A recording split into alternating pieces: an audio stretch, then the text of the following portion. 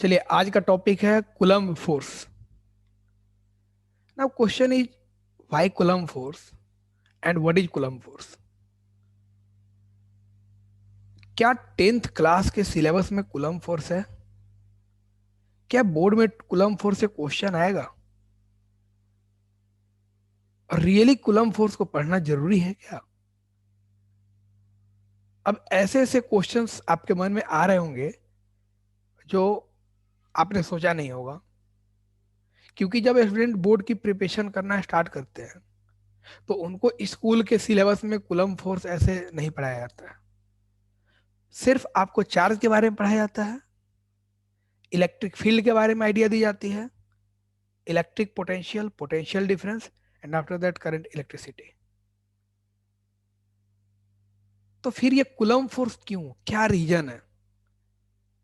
तो आज का टॉपिक कूलम्ब फोर्स के बारे में है। रीजन ये है कि जैसे मान लो कि कुछ ऐसे लाइफ में इंसिडेंट हो जाते हैं जिसके बारे में हमें पता करना हो, तो हम डायरेक्ट मौकाए वारदात की बात नहीं सोच करके हम उसको बहुत सारी चीजों से रिलेट करते हैं। और जब तक हमें उसके बारे में डिटेल एक्सप्लेनेशन, डिटेल रिलेशन हम कलेक्ट नहीं कर पाते हैं, तो हमें पता ही नहीं चलता है कि इस एक्सीडेंट के पीछे रीजन क्या था। जैसे आपने सीआईडी सीरियल देखा होगा, या बहुत सारे सीरियल आप देखते होंगे। तो ऐसे ही इस चैप्टर में, इलेक्ट्रिसिटी चैप्टर में, जो मैं कूलम्ब फोर्स आपको समझाने जा रहा हूं, विदाउट इसके आपको रियल फील ही नहीं आने वाली है कि रियली इस करंट इलेक्ट्रिसिटी चैप्टर में हो क्या रहा है। तो आप समझ गए होंगे कूलम्ब फोर्स का नाम मैंने क्यों लिया हुआ है।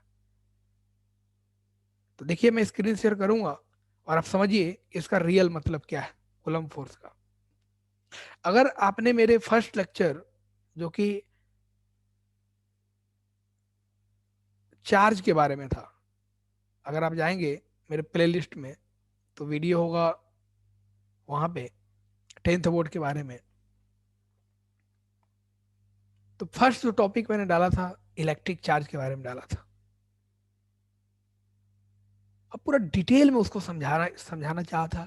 हो सकता है बहुत सारी चीज उसमें स्किप भी की हो, बट मैंने ट्राई किया कि आपके लेवल उतना सिखा दूं। अब क्वेश्चन है कि कहीं पे इलेक्ट्रिक चार्ज गिवन है, तो कहीं भी चार्ज गिवन होगा तो इलेक्ट्रिक फील्ड की बात करता है। अब जैसे मान लो कि मैं टीचर हूं, यहां पे पढ़ा रहा हूं, यहां पे मैं कुछ बोल रहा हूं।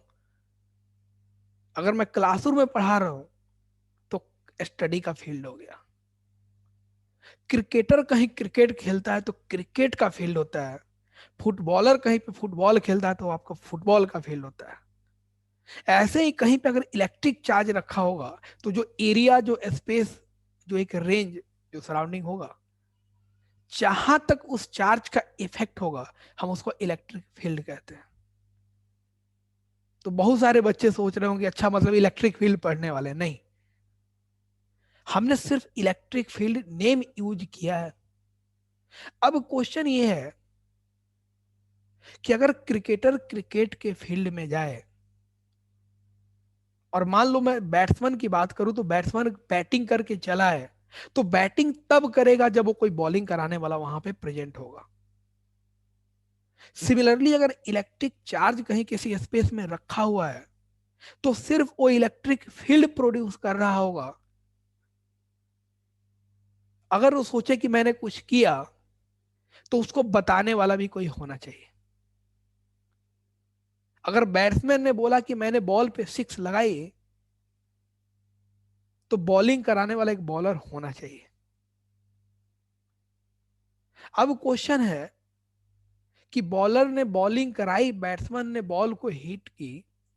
सिमिलरली अगर एक चार्ज गिवन है तो उसने कुछ इफेक्ट प्रोड्यूस किया, तो उसके इफेक्ट के बारे में भी बताने वाला कोई वहां पे प्रेजेंट होगा। मतलब इन दो के बीच में एक इंटरेक्शन की रिक्वायरमेंट होगी। और कुलम्ब जो साहब, जो साइंटिस्ट थे, उन्होंने भी यही बात कही। और मैंने आपको एक प्रैक्टिकल लाइफ से चीजों को रिलेट करना चाहा कि हमें फील आए कि रियली साइंस जो सब्जेक्ट है, चाहे फिजिक्स हो, चाहे केमिस्ट्री हो, या बायोलॉजी, या कोई भी सब्जेक्ट आप उठा के देख लीजिए, वो रटने की चीज नहीं है, वो हमारे प्रैक्टिकल लाइफ से चीजें रिलेटेड है। तो कुलम साहब ने क्या बोला कि दो चार्जों के बीच में इंटरेक्शन का रियल मतलब क्या होता है। उन्होंने दो चार्ज की बात की है, और आपके सिलेबस और आपके नॉलेज के बेसिस पे मैं आपको पूरा डिटेल एक्सप्लेनेशन इस क्लास में नहीं कर रहा हूं। बस मैं आपको एक आइडिया देना चाहता हूं कि आपको पता चल जाए कि कुलम्स फोर्स ने आखिर में कहा क्या था, और आपको कितने लेवल तक सीख लेना चाहिए एंड जान लेना चाहिए। अगर स्पेशली आप सिर्फ बोर्ड की ही बात कर रहे हैं तो आप ये ना भी पढ़ेंगे तो काम चल जाएगा, लेकिन अगर जान लेंगे तो आपको बेनिफिट होगा, इसका लॉस नहीं मिलने वाला है, नॉलेज भी आपका इंप्रूव हो जाएगा। तो कुलम साहब ने बोला कि अगर आप किसी स्पेस में कोई चार्ज पार्टिकल रखते हो तो चारों तरफ एक फील्ड प्रोड्यूस करता है। आप इमेजिन के चारों तरफ एक फील्ड प्रोड्यूस करता है, और यहां भी कोई अगर चार्ज पार्टिकल थोड़े सेपरेशन पे रखोगे तो ये भी एक फील्ड प्रोड्यूस करेगा। प्लीज, एक फील्ड यहां पे, दूसरा फील्ड यहां पे, इमेजिन कीजिए, एक चार्ज यहां पे तो इसका ये फील्ड बना, दूसरा चार्ज यहां पे इसका ये फील्ड बना। तो फील्ड का मतलब क्या हुआ, इसको जानना बहुत जरूरी है। तो फील्ड को मैंने बोला एक तरीके का इफेक्ट मैं कह रहा हूं समझने के लिए। अब मैंने कुछ बोला और मेरे स्टूडेंट ने कुछ सुना, तो ऐसा भी तो होगा कि स्टूडेंट मेरे से क्वेश्चन पूछेगा तो मैं भी सुनूंगा। तो आपस में इसी को हम कहते हैं इंटरेक्शन का होना। तो मैंने कुछ बोला मतलब नॉलेज का इफेक्ट प्रोड्यूस किया, नॉलेज का मैंने फील्ड प्रोड्यूस किया, और स्टूडेंट ने कुछ बोला तो उसने भी नॉलेज का फील्ड प्रोड्यूस किया। अब इन दोनों इफेक्ट में इंटरेक्शन हुआ, और ये इंटरेक्शन दो टाइप का होता है। या तो ये इंटरेक्शन अट्रैक्शन होगा, या फिर ये इंटरेक्शन रिपल्सन होगा। क्योंकि आपने अगर क्लासरूम में एक्सपीरियंस किया होगा, जो जनरल है, ये ऐसा नहीं कि मैं बोल रहा हूं, आपने भी एक्सपीरियंस किया होगा, तो कुछ ऐसे स्टूडेंट होते हैं जो टीचर की बात में हाँ में हाँ, मतलब टीचर की बातों को एक्सेप्ट करते हैं, और कुछ ऐसे स्टूडेंट होते हैं जिनके मन में ये डाउट होता है कि नहीं सर, आप जो बातें कह रहे हैं उसमें डाउट है, तो थोड़ा सा कंट्राडिक्टरी सिचुएशन आता है, जिसको हम लोग रिपल्सन का नाम दे देते हैं।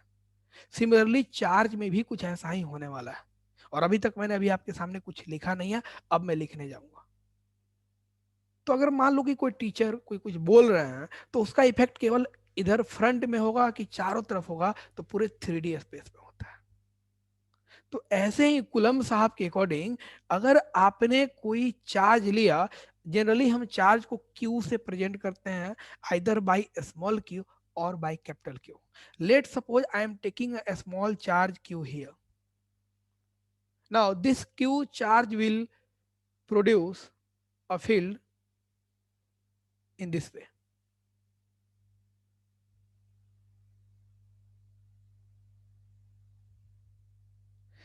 देखिए, ये सिर्फ एक इमेजिनेशन है, मैं इमेजिन कर रहा हूं और कुछ नहीं बोल रहा हूं। हमने अगर क्यू चार्ज की बात की कि अगर यहाँ पे आपके सामने क्यू चार्ज गिवन है, क्यू चार्ज अगर आपके सामने गिवन है, तो ये चारों तरफ एक इफेक्ट प्रोड्यूस करेगा।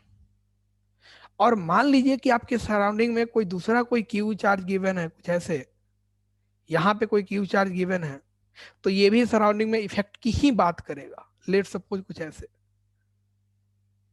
समझने वाली बात है ये दोस्त, चारों तरफ ये इफेक्ट हो जाएगा। और ये जो मैं लाइन ड्रॉ कर रहा हूं, इसका लाइन का मतलब नहीं कि ये कोई रूल है, कुछ ऐसा हो रहा है, बस मैंने माना है कि चारों तरफ ऐसा इफेक्ट होगा। मैंने बस लाइन से प्रेजेंट कर दिया है कि ऐसा कुछ हो रहा है। अब क्वेश्चन क्या निकल गया, अब ये ध्यान से देखिए। तो जैसे टीचर ने बोला तो प्रोड्यूस किया, तो स्टूडेंट ने सुन लिया, तो इनमें भी क्या होगा, कोई चार्ज होगा जो कि प्रोड्यूस करेगा, मतलब वहां से जो इफेक्ट होगा बाहर की तरफ जाएगा। और कोई चार्ज होगा जो सीखेगा, मतलब सीखना इन जैसे जो फील करेगा। कोई स्टूडेंट जो होगा जो लर्न करेगा, मतलब उसके ऊपर कुछ ऐसी बातें होंगी, जो सीखना चाहेगा, गेन करना चाहेगा नॉलेज। और चार्ज के केस में इलेक्ट्रिक फील्ड की बात हो रही है। तो हमने क्या बोला कि अगर ये जो फील्ड एक लाइंस जिसको हम लोग कहते हैं, अगर यहां से आउटवर्ड बाहर की तरफ जाते हुए लाइन अगर आप दिखाओगे तो इस वाले चार्ज को हम लोग बोलते हैं प्लस चार्ज, प्लस क्यू से प्रेजेंट करेंगे। और जिसके पास सारे फील्ड लाइन जा करके यहाँ पे एमर्ज हो रहे हैं तो इसको हम लोग बोलते हैं माइनस क्यू चार्ज। बस इतनी बात आपको थोड़ी सी समझ लेनी है दोस्त, ज्यादा नहीं, थोड़ा समझना है।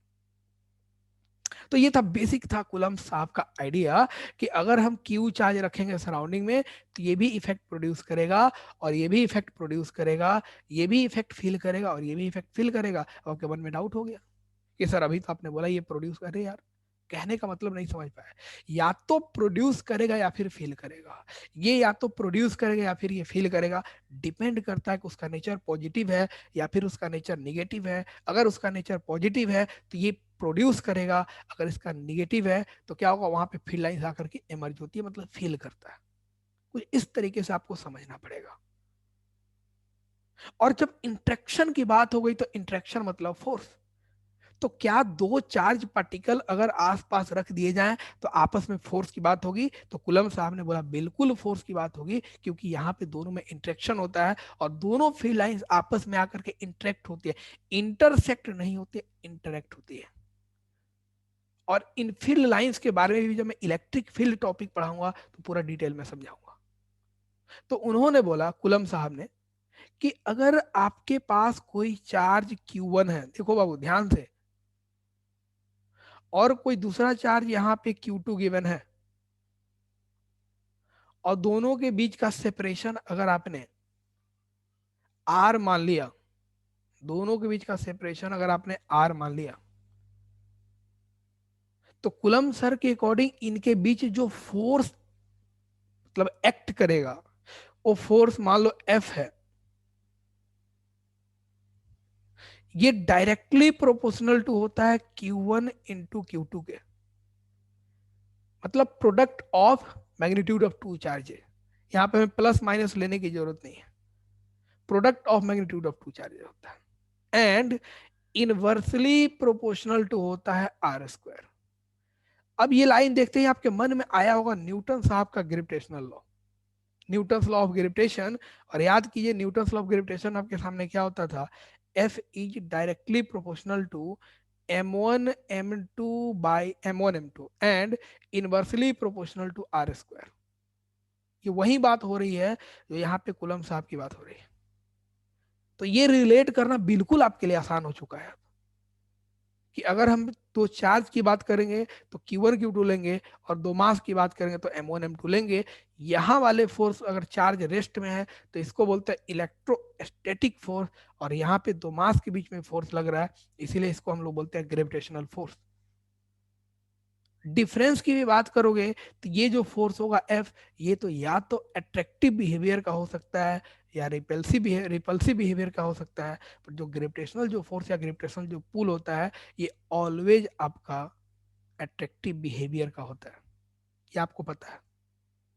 और तब कुलम साहब कहते हैं कि इनके बीच जो लगने वाला ये जो फोर्स है वो किधर की तरफ एक्ट करेगा, कौन फोर्स अप्लाई करेगा।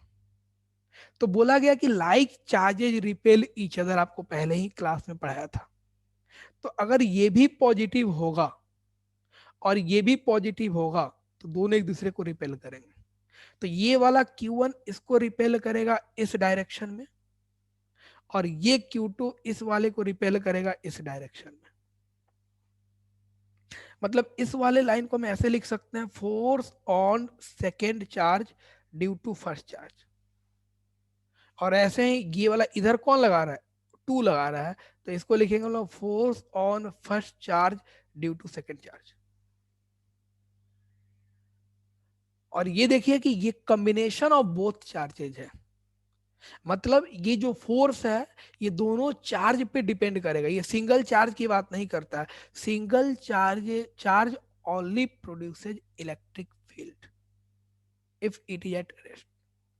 लेकिन अगर मैं बात करूं कि दो चार्ज गिवन है तो दो चार्ज में इंट्रैक्शन होगा, इसलिए हम अट्रैक्शन या रिपल्सन की बात करते हैं, मतलब फोर्स की बात करेंगे। सिंगल चार्ज होगा फोर्स की बात मत करेंगे, सिर्फ और सिर्फ फील्ड की बात करेंगे।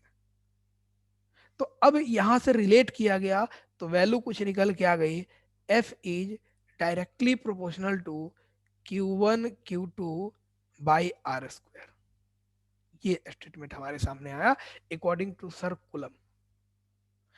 और इसको जब आप और सॉल्व करते हो, आसान करते हो, तो F इज इक्वल टू आता है small K Q1 Q2 by R square. अब F is equal to K Q1 Q2 by R square जो हमने प्रेजेंट किया, थोड़ा इसके बारे में हमें और डिटेल में जाना चाहिए, हल्का सा, ज्यादा नहीं। अब आप ही बताइए कि अगर मैं यहाँ पे लिख दूं -Q1 और यहाँ पे लिख दूं मैं -Q2, तो दोनों में क्या होगा, अट्रैक्टिव फोर्स होगा कि रिपल्सिव फोर्स होगा? Then you will say here will be repulsive force. Why? Because both charges having same nature, means negative charge is given here, so there will be a force of repulsion. तो जो ये -Q1 है इस -Q2 को repel करेगा, और जो ये -Q2 है इस -Q1 को इधर रिपेल करेगा, और इनके बीच का सेपरेशन वही कितना हो जाएगा, R हो जाएगा। अगर सिमिलरली अगर आपसे पूछा गया कि एक यहाँ पे +Q1 चार्ज गिवन है और एक यहाँ पे बताइए -Q2 चार्ज गिवन है, तो क्या होगा? तो ये वाला जो +Q देखो क्या कर, +Q1 क्या करेगा, ये -Q2 है तो इसको अपनी तरफ क्या कर रहा होगा दोस्त, बताओ इधर की तरफ क्या कर रहा होगा? Q1 जो है इस Q2 को अपनी तरफ अट्रैक्ट करेगा, अपनी तरफ इधर की तरफ अट्रैक्ट करेगा, और ये -Q2 होगा इसको अपनी तरफ अट्रैक्ट कर रहा होगा, और इनके बीच का भी सेपरेशन कितना होगा, R होगा। तो इसको लेकर हमें कंफ्यूज नहीं होना है, या तो अट्रैक्शन होगा या फिर रिपल्सन होगा। तो इस वाले केस में क्या होगा, अट्रैक्शन होगा, और इस वाले केस में बाबू क्या होगा, हियर विल बी रिपल्सन, ये रिपल्सन आपका होगा। अब क्वेश्चन ये अराइज होना चाहिए कि सर आपने ये स्ट्रेट लाइन क्यों बनाया, और इन्होंने बोला कि ये जो दो फोर्स एक्ट कर रहा है इनके बीच जो फोर्स लग रहा है, देखो I have written here F21 and here F12। F21 and F12 का मतलब क्या है, force on two due to force one, and F12 का मतलब है force due to two on one, sorry force on one due to two, yes no problem, same language here. तो मतलब यहाँ पे फोर्स लग रहा है बट अपोजिट लग रहा है, डायरेक्शन क्या है, दोनों का अपोजिट है। मतलब हम कुछ ऐसे लिख सकते हैं वेक्टर के फॉर्म में, अगर आपने सीखा होगा थोड़ा बहुत वेक्टर, तो लिख सकते हैं vector F12 is equal to minus vector F21, but in magnitude form we write here F12 vector F12 mod of vector F12 is equal to minus vector F21, means similarly we write here F12 is equal to F21। अब देखो कुछ बच्चे सोचेंगे sir आपने minus को mod के अंदर क्यों डाल दिया? अरे मेरे दोस्त, माइनस आपको सिर्फ समझाना चाहता हूं कि माइनस का मतलब ये है कि सिर्फ मैग्नीट्यूड हमें लेना है, हमें यहाँ पे साइन नहीं लेना है, ये बस समझो ना तुम, रिसर्च नहीं करना है ना, हमें लॉजिक जानना है कि ऐसा क्यों लिखा गया। तो मतलब है कि दोनों का मैग्नीट्यूड तो सेम है, बस डायरेक्शन अपोजिट होगा। तो याद करो तुम न्यूटन के third law, Newton laws of motion, उसमें क्या बोला गया था, एक्शन रिएक्शन पेयर की बात हम तब करते हैं जब दो फोर्स इक्वल इन मैग्नीट्यूड हो और दो डिफरेंट बॉडी पे एक्ट कर रहा हो। हमने ये पॉइंट जरूर पढ़ा था, मैग्नीट्यूड सेम हो, दो डिफरेंट बॉडी पे एक्ट करे और डायरेक्शन अपोजिट हो। अगर मैं कुछ ऐसे मान लूं कि मान लो कि तुम्हारे पास चार्ज Q1 यहां पे गिवन, सोचने वाली बात है, और यहां पे चार्ज Q2 गिवन है, तो एक फोर्स इधर की तरफ लग जाए, मान लो मैंने माना है, और दूसरी फोर्स इधर की तरफ एक्ट कर जाए, तो देखो ये दोनों फोर्स, अगर ये F12 माना जस्ट, और ये F21 अगर मान लो ऐसा कुछ हमने लिख दिया, तो क्या गलती कर दी? ये आपको पता होगा तब ना आप सोच रहे हो, अदरवाइज स्टार्टिंग में तो लोग ऐसे ही ऑब्जर्व करते होंगे, ऐसे ही लोगों ने रिसर्च किया होगा। तो इन्होंने लिखा F12 और F21, तो दोनों का मैग्नीट्यूड सेम है, मतलब F12 is equal to F21 होगा in the sense of magnitude. और देखिए दोनों का डायरेक्शन भी अपोजिट है, और दो डिफरेंट चार्ज पे लग भी रहा है, डायरेक्शन भी अपोजिट है, मैग्नीट्यूड भी सेम है और डिफरेंट चार्ज पे लग रहा है। तो ये सही है कि गलत है? क्या ये सही है पहला? और सेकंड आपके पास आ गया कि बताइए ये सही है, आप कौन सा केस सही मानोगे? ये मानोगे कि नीचे वाला मानोगे? देखो, ये वाला केस मानोगे, कौन सा सही मानोगे? अब सोचने वाली बात है कि ये सही कि गलत है, तो बोला कि ये गलत है। अब तुम सोचोगे सर ये गलत क्यों हो गया, क्या रीजन रहा गलत होने का? सही तो है, मैग्नीट्यूड भी सेम है, डायरेक्शन भी अपोजिट है, और दो डिफरेंट बॉडी पे भी लग रहा है, दो डिफरेंट चार्ज पे भी लग रहा है। चार्ज है तो मास से मैंने पिछले लेक्चर में बढ़ाया था। तब हुआ कि नहीं, कुलम साहब ने ऑब्जर्व किया कि ये जो फोर्स होगा इलेक्ट्रोस्टैटिक, हमेशा किधर की तरफ एक्ट करेगा? along the line joining the two charges, along the line joining the two charges। तो आप ही बताइए इस वाले केस में कौन सी लाइन है जो दो चार्ज को ऐड करे, जोड़ेगी? तो ये लाइन होगी। तो फोर्स हमेशा इस लाइन पे होगा, ना कि एक फोर्स इधर और एक फोर्स इधर होगा।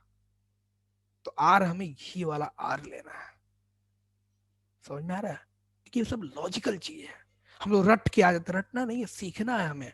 हमें ऑब्जर्व करना है, हमें सिलेबस को नहीं, हमें कॉन्सेप्ट को जानना है। और एक बार अगर इंटरेस्ट डेवलप हो गया तो चीजें आपके लिए बिल्कुल आसान हो जाएगी। तो आज आपको पता चल चुका है कि हम ये वाला केस ही यूज क्यों करते हैं, ये वाला केस हम यूज क्यों नहीं करते हैं। ये आपको पता चल चुका है।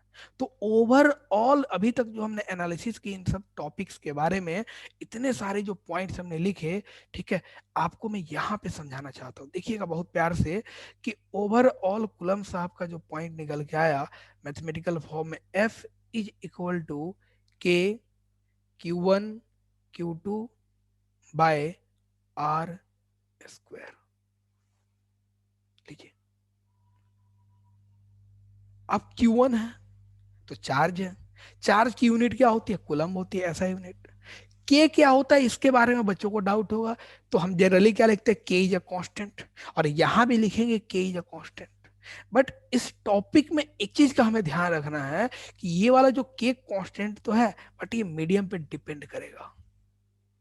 तो यहां पे लिखेंगे के is a constant, we write here small K, a constant, a small k is a constant which depends upon medium, which depends upon medium। ये दोस्त ये मीडियम पे डिपेंड करेगा, ये डिपेंड्स ऑन मीडियम, ये मीडियम पे आपका डिपेंड करता है। अब फिर तुम्हारे मन में क्वेश्चन उठा होगा कि सर मीडियम पे डिपेंड कर रहा है तो यहाँ पे मीडियम लिख दो। क्यों लिख दूंगा मीडियम? क्योंकि अभी तो हमें और कुछ जानना बाकी है। तो अब मैं क्या लिख रहा हूं, मैंने लिखा एफ इज इक्वल टू, इस के को लिखते हैं 1/4 पाई एप्साइलन। अब ये जो सिंबल है इसको हम कहते हैं एप्साइलन, SILON। तो अब ये आपके प्रोनाउंसिएशन पे डिपेंड कर रहा है, या तो आप इसको एप्साइलन बोलो या फिर इसको एप्सिलॉन बोलो, ये डिपेंड करता है। मैं एप्साइलन भी बोल लेता हूँ, एप्सिलॉन भी बोल लेता हूँ, ये आपकी चॉइस है, मैं कुछ नहीं बोलूंगा। अब क्वेश्चन है कि सर व्हाट इज दिस, क्या मतलब है? अरे यही तो मीडियम की बात करेगा। अब तो सोचोगे अरे, सबसे ज्यादा हम जनरली मीडियम लेते हैं फ्री स्पेस, और एयर को भी हम कंसीडर कर लेते हैं इस चैप्टर में। तो अगर आपके पास लिखा गया हो F is equal to 1/4 pi, first we write here Q1 Q2 by R square, 1/4 pi epsilon naught and Q1 Q2 by R square. तो इसका मतलब ये होता है कि ये एप्सिलॉन नॉट फ्री स्पेस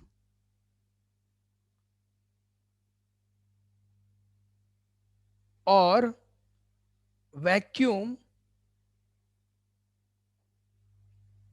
और एयर की बात कर रहा है। ध्यान से सुनना, जो एप्सिलॉन नॉट है, क्या बोलेंगे इसको? एप्सिलॉन नॉट बोलेंगे। किसकी बात कर रहा है? फ्री स्पेस या वैक्यूम या एयर की बात कर रहा है। तो अब मैं कुछ ऐसे भी तो लिख सकता हूं दोस्त कि F is equal to 1/4 pi epsilon M लिख सकता हूं, Q1 Q2/r²। सोच करके देखिए। अब ये जो एप्सिलॉन एम है ये किसी मीडियम की बात कर रहा है, मीडियम की बात कर रहा है। मतलब अभी तक अगर आप एयर मान रहे हो, मतलब दो चार्ज को आपने एयर में रखा, उस केस में हम ये फॉर्मूला यूज करेंगे। या दो चार्ज को वैक्यूम में रखा किसी आर सेपरेशन पे, यही फॉर्मूला यूज होगा। दो चार्ज को अगर फ्री स्पेस बोल के गिवन है, अगर हमने रखा आर सेपरेशन पे, यही फॉर्मूला यूज होगा। लेकिन अगर दो चार्ज पार्टिकल को अगर हमने वाटर में रख दिया, दो चार्ज को हमने किसी ऑर्गेनिक लिक्विड में रख दिया, किसी और मीडियम में रख दिया, तो हम उस केस में ये वाला फॉर्मूला यूज करेंगे। अब हर एक मटेरियल, हर एक मीडियम की तो अलग अलग अपनी अपने नेचर्स होते हैं। तो उसके बेस पे जो ये इसकी जो वैल्यू होती है एप्सिलॉन एम की, वो अलग अलग आती है। बट जनरली हम कुछ डेटा जो मेन है एप्सिलॉन नॉट की, वो वैल्यू हम याद रखते हैं। और वैल्यू एप्सिलॉन नॉट की क्या निकल के आती है? Epsilon naught is equal to 8.85 into 10⁻⁻12 coulomb square per newton per metre square. ये वाली वैल्यू निकल के आती है। और अगर आप 1/4 पाई एप्सिलॉन नॉट की वैल्यू निकालोगे बाबू, तो ये वाली वैल्यू निकल के आती है, पॉइंट में आएगी, लेकिन जनरली हम लिखेंगे यहाँ पे 8 पॉइंट समथिंग 9 समथिंग, डायरेक्टली लिखेंगे 9 × 10⁻⁹। अब यूनिट देखिए इसका क्या हो जाएगा, यूनिट हो जाएगी आपकी न्यूटन मीटर स्क्वायर पर कूलम स्क्वायर। अब कुछ बच्चों को थोड़ा सा टफ लग रहा होगा कि सर इतना तो टेंथ में नहीं है, बोर्ड में नहीं है। मेरे दोस्त, मैंने आपको अभी स्टार्टिंग में ही बोला कि अगर आप इसको सीखना चाहते हो तो सीख लो, बेनिफिट मिलेगा आगे। नहीं सीखना चाहते हो छोड़ दो, कोई जरूरी नहीं है बोर्ड में। लेकिन मैं चाहता हूं कि आपको नॉलेज हो जाए। अगर चाहते हो कुछ करने के लिए तो, अदरवाइज कोई दिक्कत नहीं है, छोड़ दिए आप। आइए नेक्स्ट पार्ट। तो हमने ये दो लाइनें हमने सीखी, एक तो 1/4 पाई एप्सिलॉन एम, और दूसरा पढ़ा 1/4 पाई एप्सिलॉन नॉट। हम जनरली जो क्वेश्चन बनाते हैं 1/4 पाई एप्सिलॉन नॉट करके बनाते हैं। अब इतनी सारी बातें होने के बाद डाउट क्या है, सर एप्सिलॉन एप्सिलॉन क्या है ये एप्सिलॉन? पहले ही बता देता तो फिर इंटरेस्ट खत्म होता। तो हमेशा कुछ अगर स्टडी भी करते हो ना, तो कुछ ऐसी चीजों के लिए जाओ लास्ट मोमेंट तक आपको जगा के रखे कि यार बिना जाने इसको सोना नहीं आज। तो ऐसे ही एप्सिलॉन के बारे में जानिए। This is called permittivity. क्या कहते हैं एप्सिलॉन को?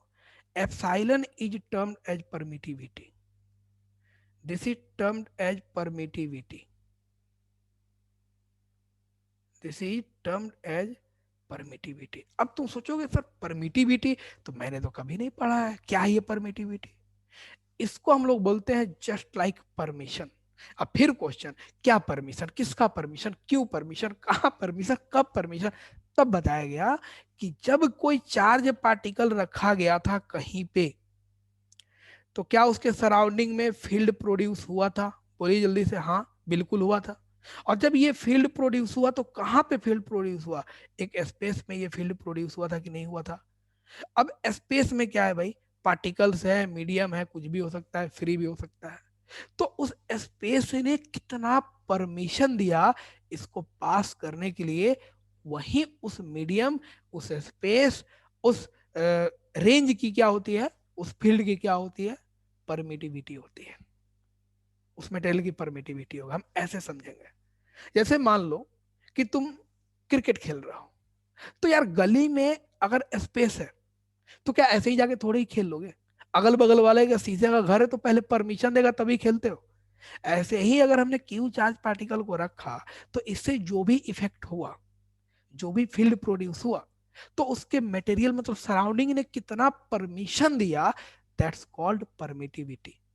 If I right here epsilon not, तो क्या बोलेंगे अब आप ही बताइए? Permittivity of free space. इसको बोलते हैं हम लोग परमिटिविटी ऑफ फ्री स्पेस। मतलब फ्री स्पेस का मतलब आप समझ गए, या तो एयर बोलो या वैक्यूम ही बोलो, पास से में। मतलब वैक्यूम ने, एयर ने, फ्री स्पेस ने कितना परमिशन दिया है इन फील्ड लाइंस को पास होने के लिए, दूर दूर तक जाने के लिए, उसी को हम लोग बोलते हैं परमिटिविटी। Of free space. अगर मैं लिखूं एप्सिलॉन एम लिखूं तो आप ही बताइए क्या इसको बोलेंगे, permittivity of a medium, this is known as permittivity of a medium. बस ये आइडिया किसने दिया था, हमारे सर कुलम ने दिया था, सीए कुलम ने। अब तुम्हारे मन में डाउट आया होगा पक्का कि सर कोई मतलब हमें फील नहीं हो रहा है और मजा नहीं आ रहा है, सर क्या क्या आपने पढ़ा दिया, थोड़ा सा एक बार और आप रिमाइंड कराइए। मैं आपको रिमाइंड करा के दिखाता हूँ, रिलेट करो चीजों को बहुत सिंपल तरीके से। अगर मैं आपसे ये बोलूं कि बताओ कि यहाँ पे अगर एक चार्ज, जैसे मान लो कि एक पॉइंट मैंने 1 लिखा, एक यहाँ पे चार्ज गिवन है 5 कूलम का, और एक यहाँ पे चार्ज गिवन है दोस्त 5 कूलम का, और दोनों के बीच का सेपरेशन गिवन है 5 मीटर। तो पूछा गया कि बताओ दोनों के बीच में कितना फोर्स लग रहा होगा, तो क्या बोलोगे, सीधे लिखोगे अच्छा सर पहले ये बताओ कि ये जो सिस्टम है, जो दो चार्ज पार्टिकल का अरेंजमेंट है, कहाँ पे रखे हो, एयर में रखे हो कि वाटर में रखे हो कि किसी ऑर्गेनिक लिक्विड में रखे हो कि मिल्क में रखे हो कि वैक्यूम में, कहाँ पे रखे हो। तो मान लो ये हमने यहाँ पे रखा है इसको वैक्यूम में, कहाँ पे रखा है दोस्त, वैक्यूम में रखा है या फ्री स्पेस में। तो जैसे मैंने वैक्यूम बोला तो हमें क्या निकालना है, फोर्स निकालना है, means we have to find out force here. And what is the formula of force for air, for vacuum, 1/4 pi epsilon naught Q1 Q2 by R square. अब आप बिल्कुल आसान आपके लिए हो चुका है क्वेश्चन को सॉल्व करना मैथमेटिकली। बताइए आप लोग, 1/4 पाई एप्सिलॉन नॉट की वैल्यू कितनी है, 9 × 10⁻⁹ इन न्यूमेरिकल फॉर्म। तो क्या मैं यहाँ पे लिख सकता हूँ डायरेक्टली, बताइए 1/4 pi epsilon naught is equal to 9 × 10⁻⁹ लिखूंगा मैं। और Q1 की वैल्यू कितनी गिवन है, 5 कूलम, ठीक है। Q2 की वैल्यू कितनी गिवन है, 5 कूलम, और सेपरेशन कितना है दोनों के बीच का, 5 मीटर, 5 स्क्वायर। और ये जरूर ध्यान रखिए सब के सब SI यूनिट में गिवन है। अगर आप इसको सॉल्व करोगे तो देखिए ये और ये दोनों कैंसिल आउट हो गए, 5 स्क्वायर 25, और यहाँ भी 25 है, तो वैल्यू निकल के आ गई 9 × 10⁻⁹ अब डाउट है क्या, यार तुम फोर्स फाइंड आउट कर रहे हो मेरे बाबू, तो फोर्स की यूनिट क्या होती है, SI यूनिट न्यूटन होती है। आपका आंसर आ गया चुटकी में।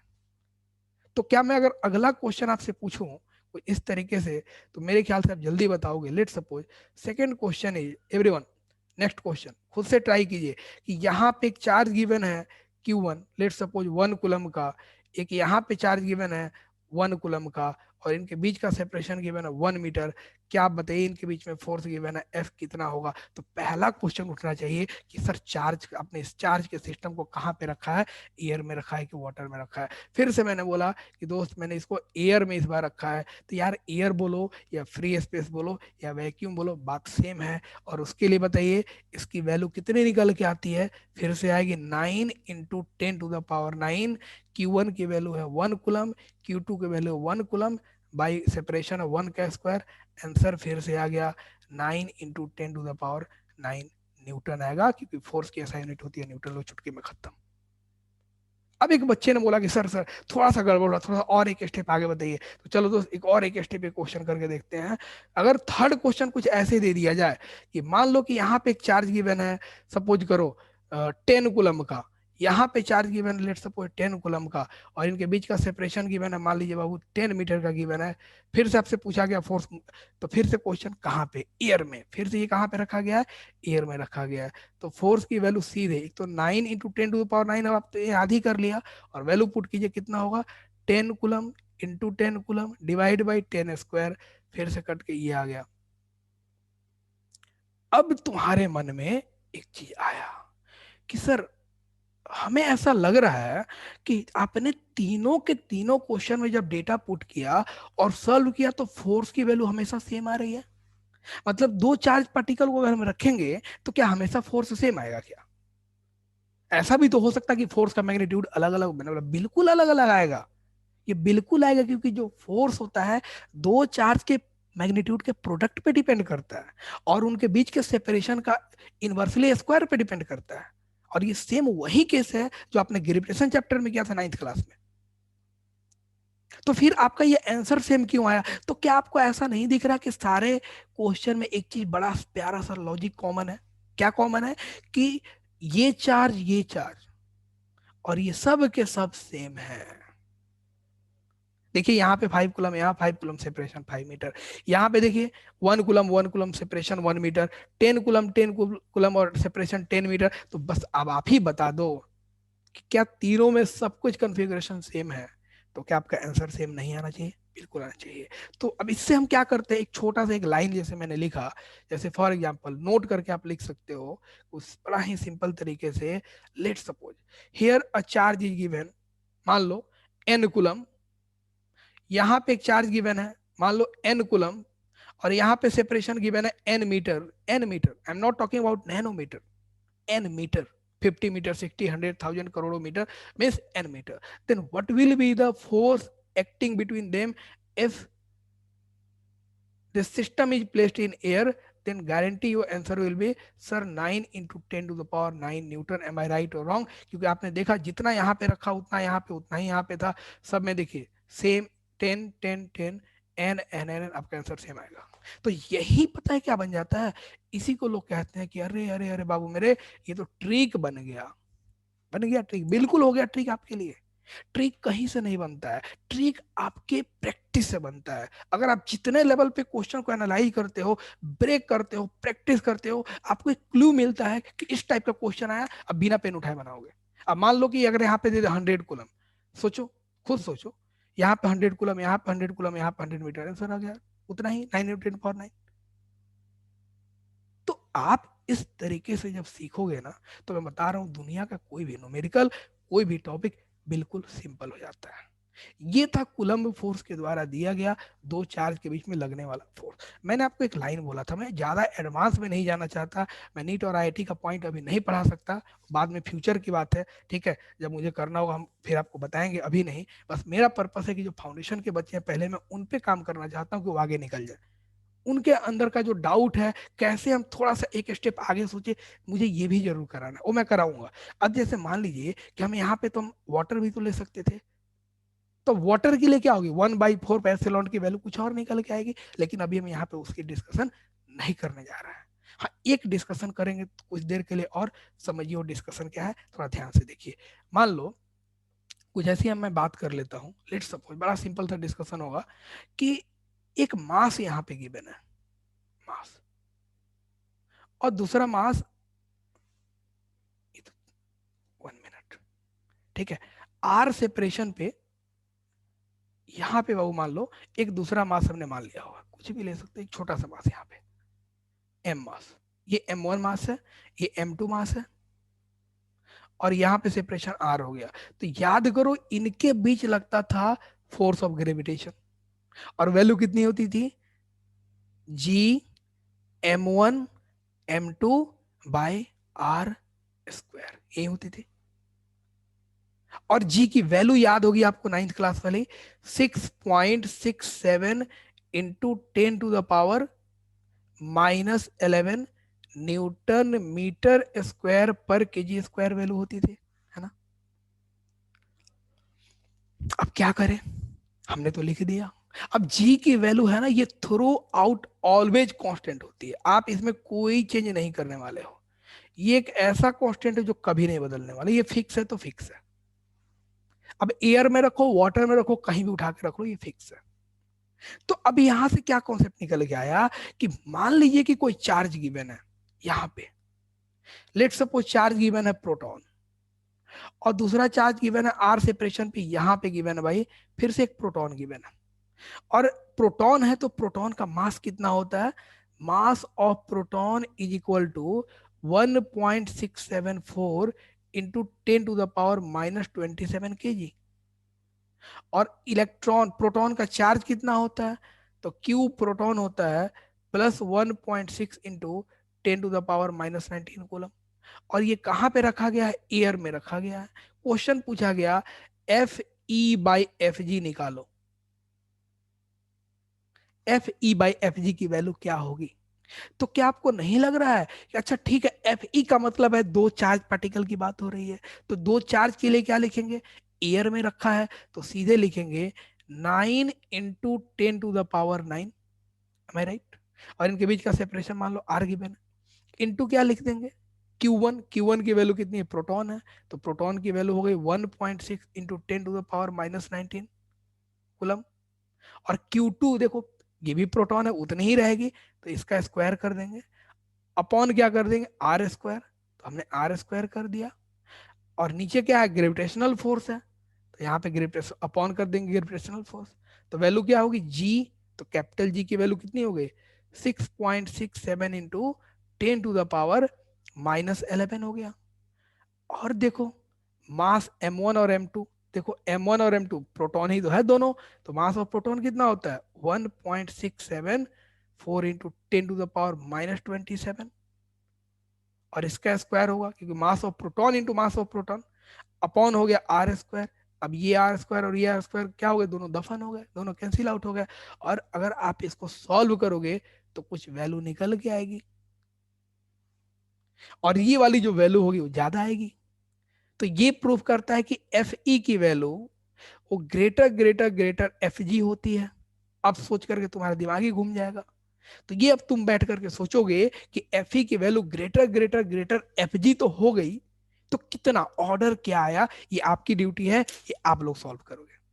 तो मेरे कहने का बेसिक सा पर्पस था कि पढ़ रहे हैं चार्ज, पढ़ रहे हैं दो चार्ज के बीच का इंटरेक्शन, पढ़ रहे हैं हम लोग कुलम्ब का फोर्स, कुलम्ब साहब के बारे में हम लोग डिस्कस करने जा रहे हैं।